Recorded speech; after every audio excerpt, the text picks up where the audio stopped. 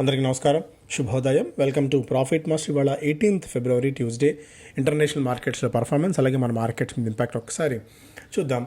Asian మార్కెట్స్లో trend Nikkei పాజిటివ్గా trade అవుతుంది, హాంకాంగ్ పాజిటివ్గా ట్రేడ్ అవుతుంది 1/4% మేర. షాంఘై మాత్రం ఒక దాదాపుగా 0.5% వరకు నష్టాలతో కొనసాగుతుంది. గోల్డ్ మనకి $2,900 పైన ట్రేడ్ అవుతుంది, $2,907 దగ్గర. ఆయిల్ కొద్దిగా బలహీన పడుతుంది, $75 దగ్గర. Oil falls for 4th day on expectations Russia Ukraine peace may lift supply. So ఇక Donald Trump Russia and Ukraine మధ్య దాదాపుగా 2 దేశాలు బలహీనపడ్డాయి. 3 సంవత్సరాల పాటు ఇప్పటికే యుద్ధం కొనసాగుతూనే ఉంది. ఇద్దరి దగ్గర అమ్యునేషన్ అయిపోయింది, ఇద్దరి దగ్గర ఆర్థిక వనరులు కూడా దాదాపుగా తగ్గిపోయిన తరుణంలో ఇక ఎవరో ఒకరు సంధి చేయాలనుకుంటున్నారు. ఈ టైంలో డొనాల్డ్ ట్రంప్ వచ్చి మేబీ ఇద్దరి మధ్య సంధి కుదిర్చే అవకాశం అయితే ఉంది. దీనివల్ల కొద్దిగా పీస్ ఉండడం వల్ల క్రూడ్ తగ్గే అవకాశాలు ఉన్నట్టుగా కూడా అప్డేట్. వరుసగా 9వ సెషన్లో కూడా మన మార్కెట్స్లో ఫారిన్ పోర్ట్ఫోలియో ఇన్వెస్టర్స్ అమ్ముతూనే ఉన్నారు. నిన్న 8 రోజుల నష్టాలకు కొద్దిగా బ్రేక్ పడి ఊరట లభించింది. పీక్ నుంచి పట్టడం మళ్ళీ కొద్దిగా గొప్ప రికవర్ అవడం. సో ఓకే, భారీ నష్టాలు అయితే లేవు. నిన్న అదొకటే ఊరటనిచ్చే అంశం.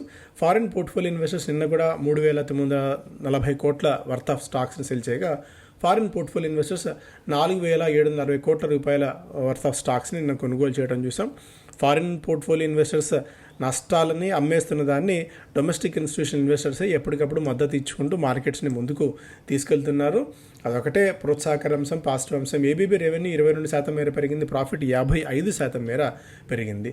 సో ఇక స్టాక్స్ పరంగా పేటీఎం, ఎస్బీఐ మ్యూచువల్ ఫండ్తో ఒప్పందం కుదుర్చుకున్నారు. జన నివేశాన్ని $250 ప్రారంభంతోనే సిస్టమాటిక్ ఇన్వెస్ట్మెంట్ ప్లాన్ ద్వారా మార్కెట్స్లో ఇన్వెస్ట్ చేసే అవకాశం ఉంది. దీనివల్ల పెద్ద ఎత్తున మార్కెట్స్లోకి ఇన్వెస్ట్మెంట్స్ వచ్చే ఛాన్సెస్ ఉంటుంది. మ్యూచువల్ ఫండ్ని జనాలకి పరిచయం చేసినట్టు అవుతుంది. సో $250 టు స్టార్ట్ విత్ మార్కెట్స్లో ఇది స్టార్ట్ చేయడం అనేది ఒక పెద్ద ఇనిషియేటివ్గా చెప్పుకోవచ్చు.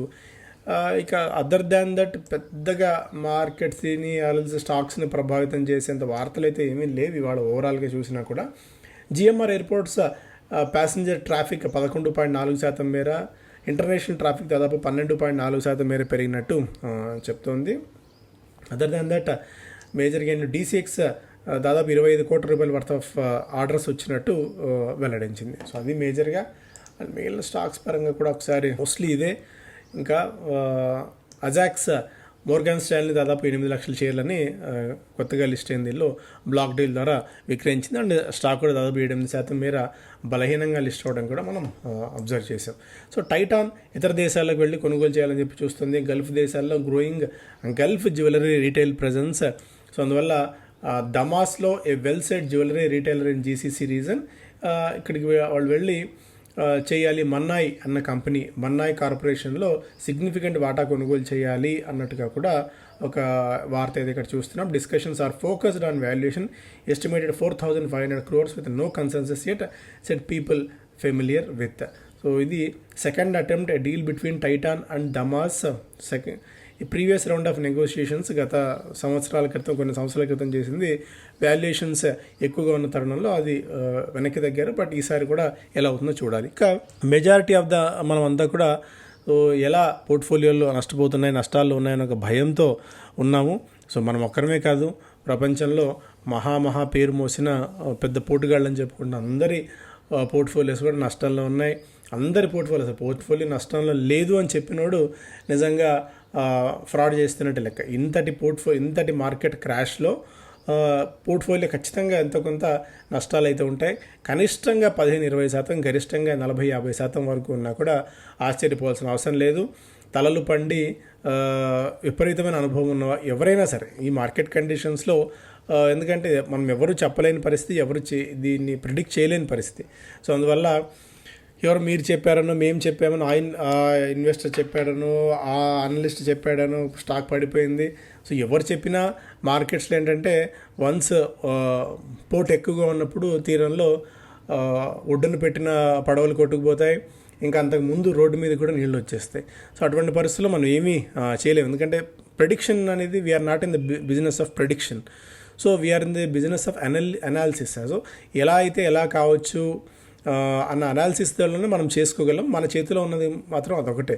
సో ఈవెన్ రాధాకృష్ణ దమాని గారికి తెలియదా? సో ఆయన పోర్ట్ఫోలియో 28% నష్టపోయింది. జంజన్విల్లా గారి ఫ్యామిలీ దాదాపు 19% మేర ఈ నష్టం. హేమేంద్ర కొఠారి ఆయనకు దాదాపు 30% నష్టం. ఆకాష్ బన్సాలి దాదాపు 16% నష్టాలు. ముకుల్ అగర్వాల్ కానీ, ఆశీష్ ధావన్ కానీ, ఆశీష్ కచోలియా కానీ వీళ్ళందరి పోర్ట్ఫోలియోస్ కూడా నష్టాల్లోనే ఉన్నాయి. సో ఈ మార్కెట్ కండిషన్స్లో మనం చేయాల్సింది క్వాలిటీ స్టాక్స్లో మనం ఉన్నామా లేదా అన్నది ఒక్కటే మన చేతిలో ఉన్న పని. అదర్ దాన్ దట్ మనం ఏమీ అంతకు మించి చేయలేం. సో క్వాలిటీ స్టాక్స్లో ఉండగలిగి స్టికాన్ అయి నిలబడితే దానికి మించింది లేదు. సో ఇక్కడే మనం చూస్తున్నట్టు వాళ్ళ వెల్త్, రాధాకృష్ణ దమాని గారి కరెంట్ హోల్డింగ్ దాదాపు 1,67,643 కోట్ల రూపాయలు హోల్డింగ్. డిసెంబర్తో పోలిస్తే ఇది కొద్దిగా ఎక్కువగా ఉన్నప్పటికీ బట్ ఈ మార్కెట్ కండిషన్స్లో నష్టాలు అయితే చూసాం. సో రాకేష్ జుల్లా గారి ఫ్యామిలీ ఇది విలువ దాదాపు 12.5% మేర, ఆకాష్ బన్సాలి దాదాపు 18% మేర. అంటే వాళ్ళు ఏ స్టాక్స్ హోల్డ్ చేస్తున్నారో ఆ స్టాక్స్లో ఎఫెక్ట్ ఏ మేరకు ఉందో కూడా మనం అక్కడ అర్థం చేసుకోవచ్చు. ప్రముఖ అనలిస్టులు అందరి స్టాక్స్ లిస్ట్ అంతా కూడా ఇది ఒకసారి మీరు చూడొచ్చు. అయితే వాళ్ళు చెప్పిన స్టాక్ కొనుగోలు చేస్తే లాభాలు వస్తాయనే లేదు, నష్టాలు కూడా వస్తాయి. ఆ నష్టాలు భరించే సామర్థ్యం ఉన్నప్పుడు మాత్రమే వాళ్ళని ఫాలో కావాలి. NSE's micro cap and small cap industries 20% peak నుంచి నష్టపోయింది 2024 పీక్ నుంచి. Majority of the individual stocks అంతా కూడా భారీ ఎత్తున కరెక్షన్ చూసాం. ఇక్కడ మేజర్గా 10 నుంచి 30% మేర కరెక్ట్ అయిన స్టాక్స్లో 122 stocks small cap, 106 stocks micro cap stocks నష్టపోవడం. 30 to 50% నష్టపోయిన వాటిలో 250 Nifty 250 80 stocks, Nifty micro cap దాదాపు 80 స్టాక్స్ దాకా ఉన్నాయి. ఇంతటి ఇది ఉన్నప్పుడు మనం ఏమాత్రం వెనక్కి తగ్గే పరిస్థితి అయితే ఉండదు. నిఫ్టీ 250లో స్టెర్లింగ్ అండ్ విల్సన్, వర్ల్పూల్, హొనాసా, కిర్లోస్కర్ ఇవన్నీ నష్టపోగా, సో లారస్ ల్యాబ్, జెన్సార్, అంబర్ ఇవన్నీ కొద్ది గొప్ప పాజిటివ్గా అయితే ఉండడం అయితే ఇక్కడ మనం చూడవచ్చు. సో మనం ఏం వరీ కావాల్సిన అవసరం లేదు. మనది ఒక్కటే కాదు, మిగిలిన వాళ్ళు కూడా నష్టాల్లో ఉన్నారంటే మనకు ఒక చిన్నపాటి ఊరట. సో మన ఇల్లు తగలబడింది అనే బాధ కంటే పక్కన ఇల్లు కూడా తగలబడింది అంటే కూడా సో కొద్ది గొప్ప పర్వాలేదులే అన్న ఒక చిన్నపాటి ఊరట అయితే మనకు ఉంటుంది. సో అలాంటి పరిస్థితిలో ఉన్నాం. సో మీరు, నేను, ఎవరైనా సరే ఈ మార్కెట్స్లో అయితే నష్టపోక తప్పదు. బట్ క్వాలిటీ స్టాక్స్లో ఉంటే అంత భయపడాల్సిన అవసరం లేదు గత చరిత్రని మనం తెలుసుకుంటే. సో కేన్స్ టెక్నాలజీస్, టిటాగర్ రైల్, నాట్కో ఫార్మ్ అన్ని మంచి పేర్లే, అన్ని మంచి స్టాక్సే. కాకపోతే టైమింగ్, ఎంట్రీ అయిన టైమింగ్ ఎంత అన్నది కూడా ఇంపార్టెంట్, మన నష్టాలు మరింతగా పెరగకుండా ఉండడానికి. సో మంచి స్టాకే, ఈవెన్ చాలా క్వాలిటీ స్టాక్ ఉన్నది కూడా పీక్ ప్రైజ్లో ఎంటర్ అవుతే నష్టపోక తప్పదు. థర్డ్ ఇన్ ఏ రో గూడ్స్ ఎక్స్పోర్ట్స్ దాదాపు 2.5% మేర క్షీణించేది ఒక నెగిటివ్ న్యూస్. 36 సైట్స్లో టూరిజం డెవలప్ చేయడానికి కొత్త స్కీమ్ ప్రభుత్వం ప్రతిపాదిస్తుంది. మేబీ హోటల్ రిలేటెడ్ స్టాక్స్ కొద్దిగా పాజిటివ్ ఉండే ఛాన్సెస్ ఉన్నాయి. బిజినెస్ స్టాండర్డ్ ఫస్ట్ పేజ్లో యాడింగ్ ఫ్యూయల్ టు ఫైర్ అన్నట్టు దాదాపు 50,000 కోట్ల రూపాయల మేర స్టాక్స్ అన్లాక్ కాబోతున్నాయి. ప్రీమియం ఎనర్జీస్ కానీ, Concord bio, Juniper, Northern Arc, Enviro ఇలాంటి స్టాక్స్ అన్ని కూడా మళ్ళీ మార్కెట్స్లోకి పెద్ద ఎత్తున రాబోతున్నాయి. ఎందుకంటే యాంకర్ ఇన్వెస్టర్స్ టైం అయిపోతుంది కాబట్టి వాళ్ళు సేల్ చేసుకునే అవకాశం అయితే ఉంటుంది.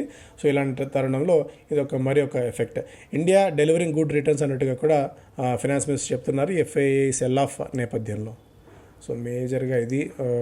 అండ్ సండూర్ మ్యాంగనీస్ 20% మేర పెరిగింది. జిఎస్కే ఫార్మా దాదాపు వాల్యూమ్స్తో 13 రెట్ల అధిక వాల్యూమ్స్తో 15-16% మేర స్టాక్లు జంప్ అయితే చూస్తున్నాం. More Mrs than hits for India ink. So ఓవరాల్గా అర్నింగ్స్ అప్గ్రేడ్తో పోలిస్తే అర్నింగ్స్ డౌన్ గ్రేడ్ ఈసారి వరస్ట్గా ఉంది 22 క్వార్టర్స్తో అని చెప్పి మోతీలాల్ ఓస్వాల్ చెప్తోంది. సో అన్ని నెగిటివ్ న్యూసే as of now. So when it rains it pours అంటాం కదా. సో ఒకేసారి కొండపోతగా వర్షం పడితే అట్లా కొండపోతగా పడినట్టు నెగిటివ్ న్యూస్ అన్నీ కూడా ఒకేసారి వస్తున్నాయి. బట్ ఏదో ఒక మేజర్ న్యూస్ వచ్చినప్పుడు దీని నుంచి మనం బయటపడవచ్చు. క్వాలిటీ స్టాక్స్కి స్టిక్ ఆన్ అవుదాం, సిప్స్ కంటిన్యూ చేద్దాం, మార్కెట్స్లో స్టే ఇన్వెస్టెడ్గా ఉందాం. కొన్నిసార్లు పాత చరిత్ర ఒకసారి చూసుకుంటే కొన్ని పోర్ట్ఫోలియో చూసేందుకు కూడా ధైర్యం సరిపోదు మనకి ఓపెన్ చేసి. సో అలాంటి పరిస్థితి ఉన్నప్పుడు కూడా మనం ఫండమెంటల్గా స్ట్రాంగ్ ఉన్న స్టాక్స్లో ఇన్వెస్ట్ చేసుకుంటే మనకు టెన్షన్ ఉండదు. టెక్స్మేకో రైల్ వ్యాగన్స్ బిజినెస్ నుంచి కొద్దిగా, ఎందుకంటే అది మోడరేట్ అయ్యే ఛాన్సెస్ ఉన్నాయి. దీనివల్ల ఎలక్ట్రిఫికేషన్ అలాగే ఇన్ఫ్రా మీద కూడా దృష్టి పెట్టబోతున్నట్టు టెక్స్మేకో రైల్ చెప్తుంది. ఇవి ప్రధానమైన వార్తలు. Thank you so much.